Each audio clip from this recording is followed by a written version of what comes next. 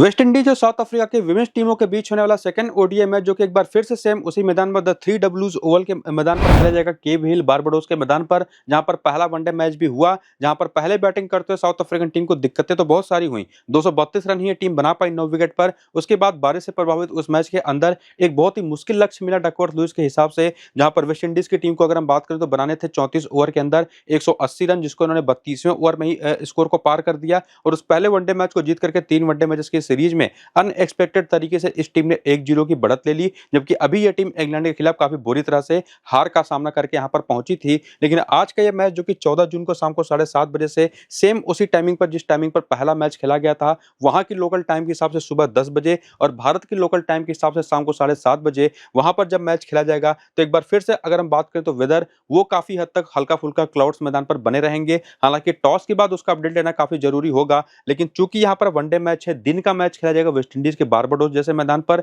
तो कोई भी टीम इसी वजह से यहां पर पहले बैटिंग करने का फैसला करेगी। जहां पर जैसा मैंने आपको बताया कि एक अच्छी बैटिंग ट्रैक तो देखने को नहीं मिली पहले वाले मैच के अंदर, क्योंकि साउथ अफ्रीकन टीम को 232 रन बनाने में भी काफी दिक्कतें हुई और खास करके तब जब गेंद पुरानी हो रही थी, क्योंकि पहले पावर प्ले के 10 ओवर में देखेंगे तो 47 रन बने, कोई विकेट नहीं गिरा। उसके बाद साउथ अफ्रीकन टीम 232 रन ही बना पाई 9 विकेट के नुकसान पर, जहां पर 3 विकेटें पेसर्स ने ली, 4 विकेटें स्पिनर्स ने ली। और उसके बाद वेस्ट इंडीज की टीम ने भी नई गेंद से काफी शानदार शुरुआत करी। पहले 10 ओवर में 70 रन बना दिए बिना कोई विकेट गंवाए और उसके बाद 180 रन का लक्ष्य हासिल किया 32वें ओवर में ही और मैच को जीत लिया 4 विकेट से डकवर्थ लुईस नियम के हिसाब से, जो कि दिखाता है कि शुरुआत में जब नई गेंद होगी तो बल्ले पर गेंद काफी अच्छा आ रही थी। जैसे जैसे गेंद पुरानी होती जा रही थी, रन बनाने थोड़े मुश्किल हो रहे थे और इसी वजह से कोई टीम आज भी जो टॉस जीतेगी ना, वो पहले बैटिंग करने का ही फैसला इस मैदान पर करेगी। फिलहाल तो आप जाकर के टेलीग्राम और व्हाट्सएप चैनल को भी ज्वाइन करके रखिए, क्योंकि यहाँ पर आपको वो अपडेट मिलेगा जो सबसे सबसे जरूरी होता है कि क्या सेम पिच पर मैच खेला जाएगा आज वाला भी जहां पर पहला वनडे मैच हुआ था,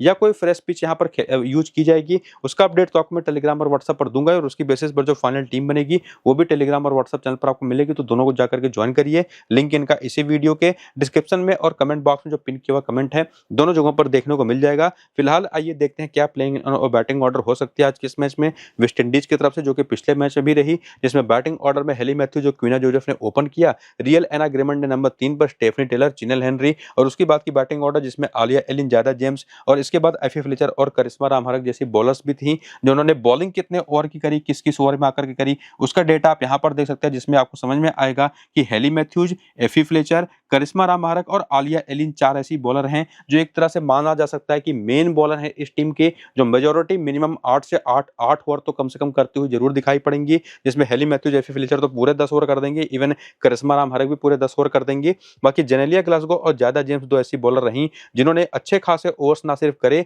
बल्कि पावर प्ले में शुरुआत करी बॉलिंग की। तो किसने किस किस ओवर में आकर के, जैसे जायदा जेम्स का एग्जांपल लें तो पहला, तीसरा, पांचवां, सातवां और नौवां, मतलब कि पहले 10 ओवर के पावर प्ले के अंदर 5 ओवर जायदा जेम्स ने ही कर दिए थे। उसके बाद 11वां ओवर भी किया था और उसी तरह से बाकी बॉलर्स की भी वो नंबर ऑफ ओवर्स आप देख सकते हैं, बेंच के प्लेयर्स के नाम देख सकते हैं। और उसके बाद हम आगे बढ़े, देख सकते हैं आप करियर के आंकड़े वनडे फॉर्मेट के अंदर, यानी कि वनडे इंटरनेशनल के अंदर इन वेस्ट इंडियन प्लेयर्स के कैसे नंबर्स रहे हैं। जिसमें रियल एना ग्रेमंड इस सीरीज की शुरू होने के पहले 2 ही वनडे मैच खेली थी, 53 रन बनाए थे, 53 का ही हाईएस्ट स्कोर जो कि इन्होंने इंग्लैंड के खिलाफ डेब्यू मैच में लगाया था। और उसके बाद पहले मैच में यहां पर क्या परफॉर्मेंस करी वो तो आगे देखेंगे, लेकिन बाकी प्लेयर्स के भी वो सारे आंकड़े वनडे क्रिकेट के आप देख लीजिए, जिससे आपको उनका एक्सपीरियंस का पता चले। और आकर के रिसेंट फॉर्म अगर आप देखें तो एक मैच इन दोनों टीमों के बीच जो इस सीरीज का हुआ उसमें परफॉर्मेंसेज अगर आप देखेंगे ना, तो हेली मैथ्यूज ने शानदार 40 रन की पारी भी खेली, 1 विकेट भी लिया। क्वीना जोसेफ ने तगड़े 60 रन की पारी खेली, जो उसके पहले भी जबरदस्त फॉर्म में थे। तो दोनों के दोनों ओपनर्स इनके काफी अच्छे और जबरदस्त टच में दिखाई पड़े हैं, जबकि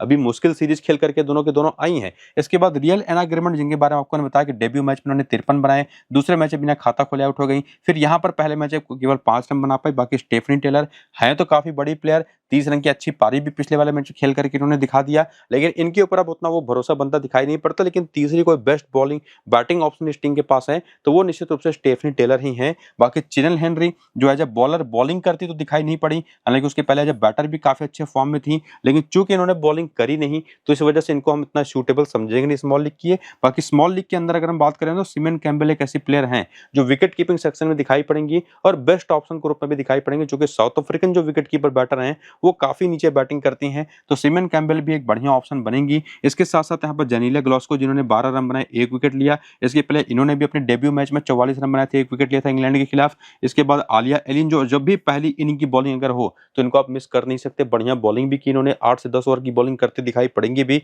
2 विकेट भी लिया पहले मैच में। इसके पहले भी काफी अच्छे फॉर्म में रही थी। बाकी ज्यादा जेम्स जो निश्चित रूप से प्लेइंग इलेवन के अंदर खेल तो रही है, परफॉर्मेंस लेकिन निकल करके नहीं आ पा रही। करिश्मा रामहरक पिछले 3 मैच से खास करके काफी अच्छे बॉलिंग फॉर्म में है, जो उसके पहले अच्छे फॉर्म में थी नहीं। पिछले 3 मैच में 5 विकेट है, पिछले मैच भी 2 विकेट लिया। और एफी फ्लेजर तो एक one of the best option इस टीम की तरफ से रहेंगे ही, जो कि ऑलरेडी अच्छे फॉर्म में एक लेग स्पिनर हैं, तो इनको भी आप ट्राई कर सकते हैं। तो ओवरऑल अगर आप फॉर्म की बेसिस पर जाएं तो कम से कम 7 प्लेयर तो आपको यहाँ पर वेस्ट इंडीज की तरफ से अपनी टीम में आते हुए दिखाई पड़ेंगे, जिनके ऊपर आप भरोसा कर सकते हैं। लेकिन क्या एक्चुअली वो 7 प्लेयर को लेकर के जाएंगे, वो देखना काफी जरूरी है। जिसके लिए हम देखेंगे सबसे पहले हेड टू हेड के स्टैट्स, जिसमें वेस्ट इंडीज के प्लेयर्स का साउथ अफ्रीका के खिलाफ वनडे फॉर्मेट के अंदर कैसी परफॉर्मेंस रही है जब खेले हैं मैचेस, उसके नंबर्स आप यहाँ पर देखेंगे। जिसमें हेली मैथ्यूज 15 मैच 372 रन, 24 के एवरेज, 10 विकेट है, तो जो यूटिलिटी है उसकी बेसिस पर तो टीम में आती हैं। क्वीना जोसेफ की 5 मैच 95 रन ही है, लेकिन जैसी बैटिंग पिछले मैच में उन्होंने करी है, निश्चित रूप से इन पर भी भरोसा वो तो बनता दिखाई पड़ता है। बाकी स्टेफनी टेलर के भी आंकड़े काफी धमाकेदार है, जबकि रियल एना ग्रेमंट पिछले मैच में चली नहीं,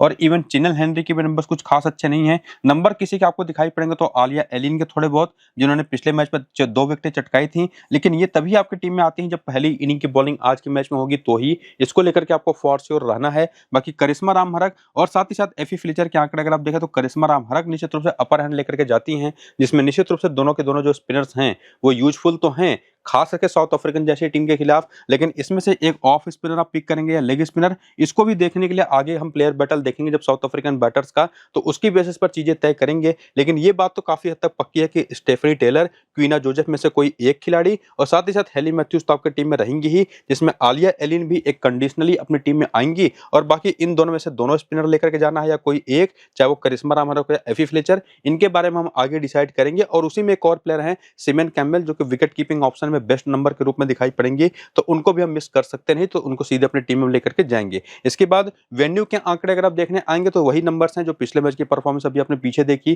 पहले मैच में जो नंबर्स निकल कर गया था वेस्ट इंडियन खिलाड़ी के, क्योंकि इस मैदान पर यह पहला मैच खेला ही गया था, तो इसको रिपीट करने की जरूरत तो है नहीं, फिर भी अगर आप चाहें तो देख सकते हैं। बाकी अगर आप प्लेयर बैटल देखें तो एक चीज तो आपको कॉमन दिखाई पड़ेगी, चाहे वो वेस्ट इंडीज की मेंस टीम हो और चाहे विमेंस टीम हो, स्पिन खेलने को लेकर के इनकी एक दिक्कतें जो रही हैं, चाहे वो लेग स्पिनर हो, चाहे लेफ्ट आर्म ऑर्थोडॉक्स बॉलर हो, और इवन चाहे वो ऑफ स्पिन बॉलिंग हो, सभी के खिलाफ इनको दिक्कतें रही है। जिसमें हेली मैथ्यूज का कोई स्पेसिफिक टाइप ऑफ बॉलिंग पर बहुत ज्यादा दिक्कत नहीं है, लेकिन अगर आप देखें तो इंडिविजुअली मारियान कैप्टन को 3 बार आउट कर रखा है, जो कि पहला मैच खेलती दिखाई नहीं पड़ी थी। बाकी क्लास ने इनको 1 बार आउट किया, लेकिन उनके ऊपर इन्होंने रन भी बना रखे हैं। बाकी जो इंडिविजुअल बॉलर्स हैं सभी के खिलाफ इनके आंकड़े खराब हैं। क्वीना जोसेफ लेग स्पिन पर फंसती है, बाकी खाका ने भी इनको 12 गेंद पर 2 रन देकर के 1 बार आउट कर रखा है। स्टेफनी टेलर के आंकड़े आप देख सकते हैं, यहाँ पर रियल एला ग्रेमंड जो पिछले वाले मैच ऑफ स्पिन पर आउट हुई थी, और बाकी यहाँ पर चिनल हेनरी है, सभी का गजन भी है, ज्यादा जेम्स है और सिमन कैम्बेल है, जो कि लगभग वही बात कॉमन आपको दिखाई पड़ेगी, स्पिन के खिलाफ खेलने को लेकर के दिक्कतें। तो निश्चित रूप से इस टीम के खिलाफ तो निश्चित रूप से स्पिनर से एक अच्छा ऑप्शन होंगी,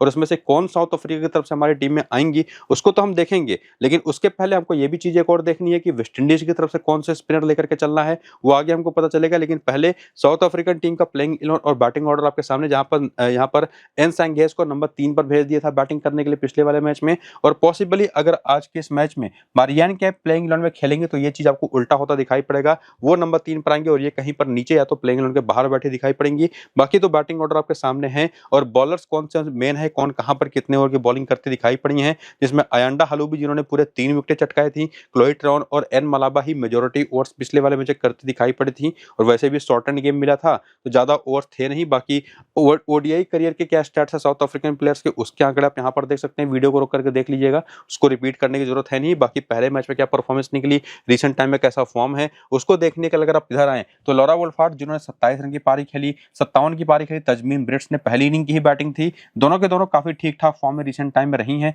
और दोनों काफी बढ़िया ऑप्शन बनेंगी भी। बाकी नंदोमिसो सैंगेस जो एक राइट हैंडेड बैटर है, ऑफ स्पिन बॉलर हैं, अगर आज के इस मैच में भी नंबर 3 पर यहाँ पर इनको प्लेस किया गया है बैटिंग ऑर्डर में, तब तो ये एक अच्छी ऑप्शन होंगे, तो निश्चित रूप से आप इनको लेकर के जाइएगा, वरना उतना यूटिलिटी की बनती नहीं। बाकी सुन लूस जो बॉलिंग तो करते दिखाई नहीं पड़ेगी, जब बैटर 32 रन की पारी खेली। बाकी एनरिक डक्सन, और ध्यान रखिएगा अगर आपने अपने संघेश को अपनी टीम में रखा, अगर ये नंबर 3 पर खेल रही हैं, तब वहां पर उस कंडीशन में सुन लूस को ले जाने की जरूरत आपको पड़ेगी नहीं, वरना निश्चित रूप से एक अच्छी ऑप्शन बनेगी। बाकी एनरिक डक्सन तो रिसेंट टाइम में बहुत ही खतरनाक फॉर्म में थी। ये एक सेंचुरी इन्होंने श्रीलंका के खिलाफ लगाई थी, ये 81 रन की पारी इंडिया के खिलाफ, फिर 61 की पारी ये श्रीलंका के खिलाफ, लेकिन पिछले मैच में चली नहीं। बॉलिंग भी करके देती है, काफी इंटरेस्टिंग नाम है। तो ये ट्रम्प रहेंगे, बहुत सारे लोग इनको आज के इस मैच में इग्नोर कर देंगे, लेकिन ये होनी जरूर चाहिए आपकी टीम में। और बाकी जो प्लेयर्स उसमें क्लोई ट्रेयन, जो कि लगभग 8 से 10 ओवर आपको करते दिखाई पड़ेंगी।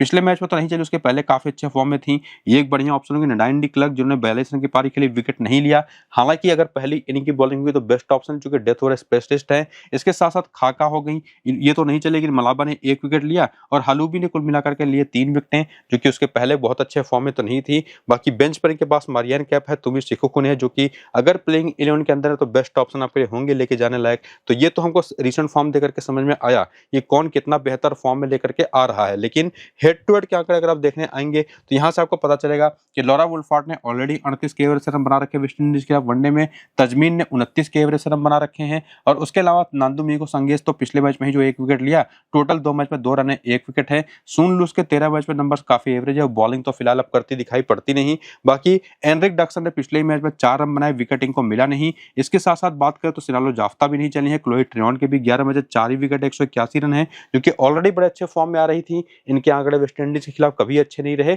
जो कि पिछले मैच में इन्होंने काफी हद तक दिखाया करके। लेकिन आज अगर सेकंड इनिंग की बॉलिंग है, पहली इनिंग की बैटिंग है, तो निश्चित रूप से one of the best option होंगी। बाकी नडाइन डी क्लर्क आपको मैं ऑलरेडी बता चुका हूं कि अगर पहली इनिंग की बॉलिंग है, सेकंड इनिंग की बैटिंग है, तो वहां पर एक बेस्ट ऑप्शन होंगी। बाकी आयाबुंगा खाका के 9 मैच में 16 विकेटें हैं, नानकुलेको मलाबा के 4 मैच में 2 विकेटें हैं, अयंडा हलूबी के 1 मैच में 3 विकेट है। और यहां पर भी देखना जरूरी होगा कि किस इनिंग की बॉलिंग है। पहली इनिंग की बॉलिंग हुई तो पेसर्स मेजॉरिटी हमारी टीम में आएंगी, सेकंड इनिंग की बॉलिंग होगी तो स्पिनर्स, और उसके बाद मारियन कैप तो निश्चित रूप से अगर खेल रही हैं तो नंबर्स तो शानदार हैं ही, ये भी सीधा हमारे टीम में आ जाएंगी। बाकी बेंच के प्लेयर्स के भी आंकड़े आप देख सकते हैं। इसके बाद आगे बढ़ते हुए वेन्यू के नंबर देखने आएंगे ना, तो वही पहले मैच की परफॉर्मेंस आपको यहाँ पर दिखाई पड़ेगी, जैसे वेस्ट इंडियन टीम का दिखाई पड़ा था, जो कि पहला ही मैच इस ग्राउंड पर खेला गया था जो पिछला हुआ किसी भी तरीके का। बाकी प्लेयर बैटल के आंकड़े देखने आएंगे तो लॉरा वुल्फार्ट एक ऐसी प्लेयर है जो स्टेफन टिलर पर एक बार आउट हुई है, लेकिन फिलहाल अब तो बॉलिंग करती नहीं। आलिया एलिन पर 2 बार आउट हो चुके हैं, 24 गेंद पर 17 रन बना करके, और चिनेल हेनरी पर 3 बार, जिसमें से चिनेल ने तो पिछले जब बॉलिंग करी नहीं,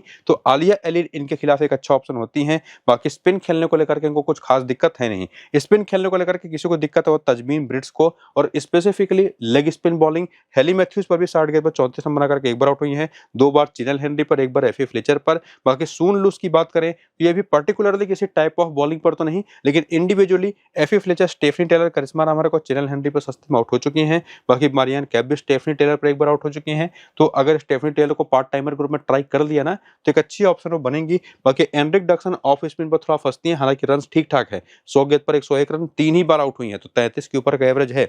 इसके बाद सिनालो जाफ्ता की बात करें तो हेली मैथ्यूज पर 1 बार, लेग स्पिन पर 3 बार, और उसके बाद यहाँ पर आते हैं नडाइन डी क्लर्क, जिनका कोई डेटा मिलेगा नहीं। क्लोई ट्रेयन आती है जो कि करिश्मा रामहरक पर 1 बार आउट हो चुकी हैं। तो हमारा जो एक ओवरऑल जो यहाँ पर निकलता है ना रिजल्ट, या आप कह सकते हैं कंक्लूजन, कि किस तरीके के स्पिन बॉलिंग अटैक सबसे बेस्ट होती है साउथ अफ्रीका के खिलाफ, तो वो तो देखने को मिला कि ऑफ स्पिन है, लेकिन लेग स्पिन भी काफी हद तक गेम में आता है। लेकिन अगर सेकंड इनिंग की बॉलिंग अगर वहीं पर वेस्ट इंडीज की होगी तो करिश्मा रामहरक और साथ ही साथ एफी फ्लेचर दोनों होंगी। पहली इनिंग की बॉलिंग हो तो करिश्मा रामहरक को आपको टीम में लेकर के जाना है। तो उम्मीद करूंगा चीजें आपको मैंने क्लियर कर दी है। बाकी हेली मैथ्यूज और तजमीन ब्रिट्स कप्तान है, उस कप्तान के फिलहाल आज किस मैच के सबसे कॉमन ऑप्शंस हैं, जिसमें अगर प्लेइंग 11 के अंदर खेल गए तो मारियन काप भी तो बेस्ट ऑप्शन हो जाएंगी।